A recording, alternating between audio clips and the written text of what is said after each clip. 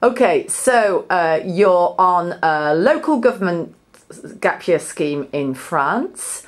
Could you tell me a little bit about your first impressions? Maybe over to Fergus. My first impressions have been amazing. I think that the team that we work with is always really supportive, and it's just nice to be able to like go into the schools and know that you're part of an established program and that everybody knows what's going on. Okay. What about you, Pablo? Yeah, it's the same really. It's been a great start. It's been somewhat challenging to begin with, just adapting to French everything. But it's been really good. It's been very enriching, and it's an experience that is already proving to be really good. And I'm sure it will carry on. Okay. So, Rowena, could you tell us a bit about your living arrangements, all of you? Yeah, so at the moment we're living with a host family and we'll stay with them until Christmas, so you spend one term with each host family, and we're all in different families, generally like a couple with quite young children at the moment, and we live with those until Christmas, and they provide all our food and activities for the weekend and some of our transport, and I think we're all getting on really well with our host families. Okay, so is there a bit of a team spirit going on then, Emily? I think we get on like a house on fire. We are. So you're all 18? 19. 19. We get on really well. We like bounce off each other. Like we're always joking, and we're just like really good friends. Mm. Is it difficult to work and together? Not really. I think we've been fine. Yeah. It's quite strange because they're people who you've never known before, and maybe people who you wouldn't naturally go to, but it feels like I've known the three of them, and also Matt, who's not here, for a long time. Yeah. It feels like I've known them for way more than the 3 weeks which we've actually known each other. Okay. Yeah. So who's Matt then? I mean, why isn't he here? Matt's he's working in the college and the lycée. Yeah. Which is effectively like the secondary school and the sixth form. So he's doing a similar job to us, but he's not in the office all the time with us. Okay. So what do you actually do then? Maybe over to Pablo now.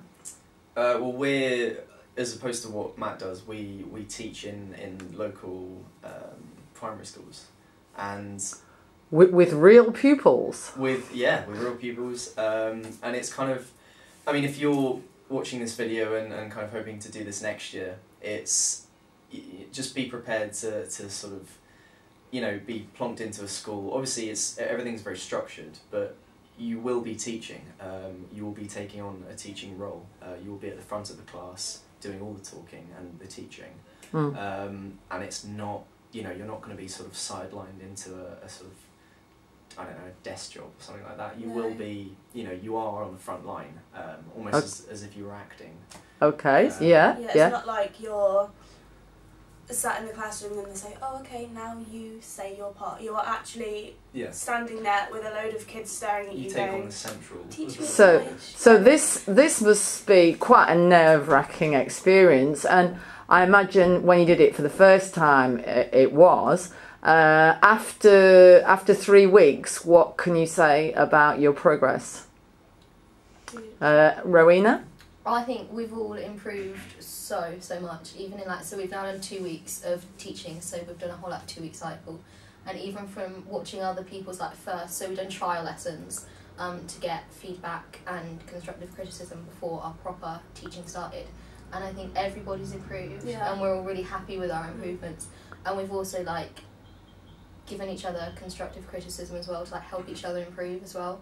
But I think it's all about the organisation and planning our lessons beforehand, and just being able to adapt really quickly in the classroom depending on the circumstances as well. I think that's quite important.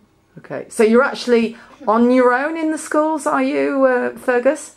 It depends. Some days it's shared with the stagiaire, but your lessons are almost always alone. So you really have to know what you've done, what you've planned. You have to prepare beforehand. It isn't just a case of turning up at the school with a bunch of props and delivering a lesson. It requires an awful lot of organisation and work in the office before we arrive, but it pays off when you can see how engaged the students are, how willing to learn they are, and how enthusiastic they are for like another language. Okay, so just to finish, if you could say in a sentence, summarise your first 3 weeks in France in a sentence. Pablo? Sorry, in a sentence. It's been incredibly rewarding, hard work, but you know, we get leisure time as well, so that's been great. So, okay, yeah. Rowena? It has been amazing. It is, as everyone has said, it has been tiring, but just the amount that we've discovered being out here, it is really amazing. Emily? Tiring, very rewarding when you're in a class and you get them to repeat the word and then at the end they say it, you think, oh okay, I've actually taught them something. And just overall it's just really good. Even the weather has made it nicer. It's been like 20 degrees. Yeah, it's been very hot, but it's been amazing. It's been really good. Yeah. Maybe your something about your progress in French, Fergus? Yeah, I'd say it's incredibly worthwhile to see like your own development and how quickly you're acquiring language, but also the social skills of adapting to new people all the time. And also it feels like you're doing something worthwhile not only for yourself but for all of the students who are benefiting from your own gap year programme. Okay, so we'll hear from you in 2 weeks' time. Thanks.